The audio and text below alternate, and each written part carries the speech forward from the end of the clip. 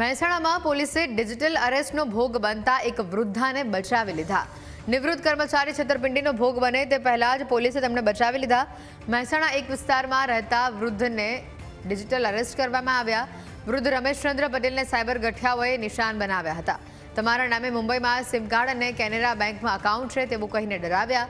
ખાતામાંથી પાકિસ્તાન અને અફઘાનિસ્તાનમાં ટેરર ફંડિંગ થતું હોવાની ધમકી આપી।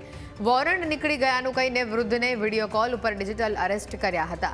વેરિફિકેશનના બહાને વૃદ્ધના ખાતામાંથી તમામ રકમ ટ્રાન્સફર કરવાની તૈયારી જ હતી। ગભરાયેલા વૃદ્ધે જીવનભરની ₹66 લાખની મૂડી આપવાની તૈયારી કરી નાખી। સાયબર ક્રાઇમ પોલીસે સ્થળ ઉપર પહોંચી તેઓને બચાવી લીધા। વધુ માહિતી મેળવીશું। ફોન લાઈન ઉપર સંવાદદાતા કમલેશ જોડાયા છે। કમલેશ, જે રીતે આ વૃદ્ધને ડિજિટલ અરેસ્ટ થતા પોલીસ દ્વારા બચાવવામાં આવ્યા છે, પોલીસ જ્યારે તેઓના ઘરે પહોંચી ત્યારે કેવા પ્રકારનો માહોલ હતો અને પોલીસે આ સાયબર ગઠિયાઓ વિરુદ્ધ કેવા પ્રકારની કાર્યવાહી હાથ ધરી છે? જે રીતે આજે વૃદ્ધને ડિજિટલ એરેસ્ટમાં છેલ્લા 9 દિવસથી ડિજિટલ એરેસ્ટ કરવામાં આવ્યા હતા અને સાયબર ગઠિયાઓ દ્વારા તેમની પાસે લાખો રૂપિયાની રકમ માંગવામાં આવી હતી। જે અંગેની જાણ મહેસાણા સાયબર ક્રાઇમ પોલીસ સ્ટેશનને કરવામાં આવી હતી અને સાયબર ક્રાઇમ પોલીસ સ્ટેશને જ્યારે વૃદ્ધને ડિજિટલ એરેસ્ટ કરવામાં આવ્યા હતા તે જ સમયે ત્યાં પહોંચી હતી અને જ્યારે પોલીસ પહોંચી ત્યારે ગઠિયાઓએ તેમનો કોલ કાપી નાખ્યો હતો।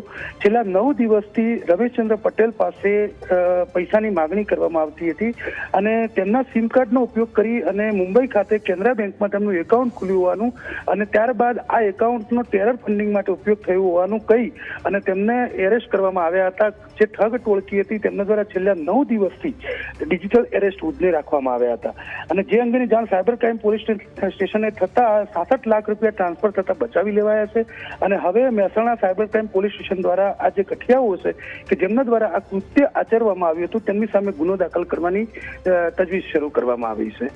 જી કમલેશ, આ ગઠિયાઓ ક્યાંના હતા તેને લઈને કોઈ વિગતો છે?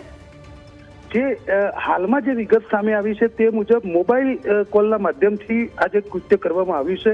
હાલ તે વ્યક્તિઓના નામ કે જે ઓળખ છે એ બદલીને તેઓ કામ કરી રહ્યા હતા, પરંતુ તેમના મોબાઈલ નંબર પોલીસને મળ્યા છે અને મોબાઈલ નંબરના ધારકો સામે હાલ કાર્યવાહી કરવાની તજવીજ શરૂ કરવામાં આવી છે। જે મોબાઈલ ધારકો દ્વારા આ જે પૈસાની માગણી કરવામાં આવી હતી અને જે ડિજિટલ એરેસ્ટ વૃદ્ધને રાખવામાં આવ્યા હતા તેમની સામે મોબાઈલ ધારકો સામે ગુનો નોંધવાની તજવીજ શરૂ કરવામાં આવી છે। કમલેશ, આભાર વિગતો બદલ।